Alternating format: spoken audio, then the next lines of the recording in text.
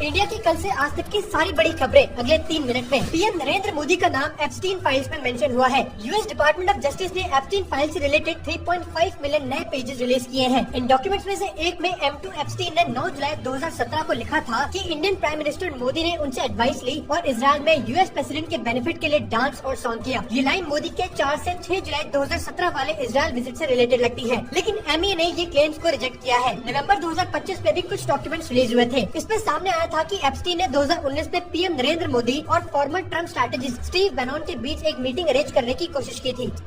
सुनेत्रा पवार महाराष्ट्र की पहली women deputy chief minister बन गई है। उन्हें एक्साइज ड्यूटी, स्पोर्ट्स और यूथ वेलफेयर और माइनॉरिटीज डेवलपमेंट के पोर्टफोलियोज दिए गए हैं। फाइनेंस और प्लानिंग जो अजीत पवार संभालते थे, अब chief minister Devendra Fadnavis handle करेंगे। सुनेत्रा पवार को यूनानिमसली इलेक्ट किया गया। सोर्सेज के अकॉर्डिंग अजीत पवार की डेथ के कुछ घंटों बाद ही इन्हें बता दिया गया था कि उन्हें आगे बढ़कर लीडरशिप संभालनी होगी।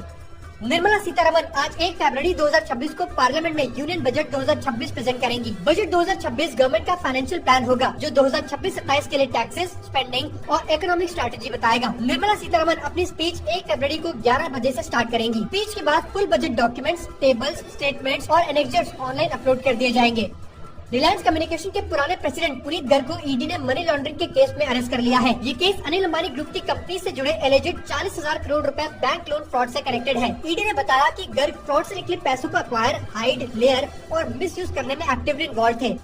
पाकिस्तान क्रिकेट बोर्ड ने अपने T20 वर्ल्ड कप 2026 किट का लॉन्च लास्ट मिनट कैंसिल कर दिया। किट रिवील ऑस्ट्रेलिया के खिलाफ सेकंड T20I की लॉस के तुरंत बाद होना था, लेकिन पीसीबी ने अनअवॉइडेबल सर्कमस्टांसेस का रीजन दिया। सोर्सेज के अकॉर्डिंग एक्चुअल रीजन ये है कि पाकिस्तान के फॉरेन ऑफिस ने अभी तक टूर्नामेंट में पार्टिसिपेशन के लिए फाइनल क्लियरेंस नहीं दी है।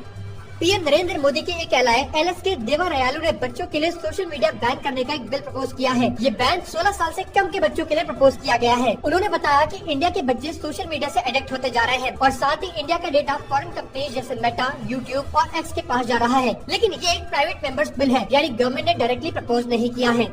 पीयूष गोयल ने बताया कि इंडिया और यूएस के बीच ट्रेड डील जल्दी फाइनल स्टेजेस पर पहुंच सकती है। उन्होंने कहा कि दोनों तरफ की टॉक्स पॉजिटिव चल रही हैं और अब कोई मेजर प्रॉब्लम नहीं बची है। कनाडा के साथ ट्रेड डील पर उन्होंने बताया कि कनाडा बहुत इंटरेस्टेड है और मार्च में पीएम मार्क कार्नी की इंडिया विजिट के बाद प्रोसेस फास्ट हो सकती है। मैन्युफैक्चरिंग को लेकर पीयूष गोयल ने कहा कि EU डील इंडिया के लिए बहुत बड़ा बूस्ट होगा। साउथ वेस्ट पाकिस्तान के बलूचिस्तान प्रोविंस में बलोच लिबरेशन आर्मी ने एक बहुत लार्ज स्केल अटैक लॉन्च किया। ऑफिशियल्स के हिसाब से लगभग 10 सिक्योरिटी पर्सनल और कई सिविलियंस मारे गए और रिटेलिटरी ऑपरेशंस में 37 से 60 के बीच मिलिटेंट्स भी मारे गए, लेकिन एग्जैक्ट नंबर्स अलग अलग रिपोर्ट्स में थोड़े डिफरेंट हैं। ऑफिशियल्स के मुताबिक इमीडिएट अटैक्स को कंट्रोल कर लिया गया है, पर सिचुएशन अभी भी टेंस बनी हुई है। तो ऐसे डेली करंट अफेयर्स के लिए मुझे फॉलो जरूर करना।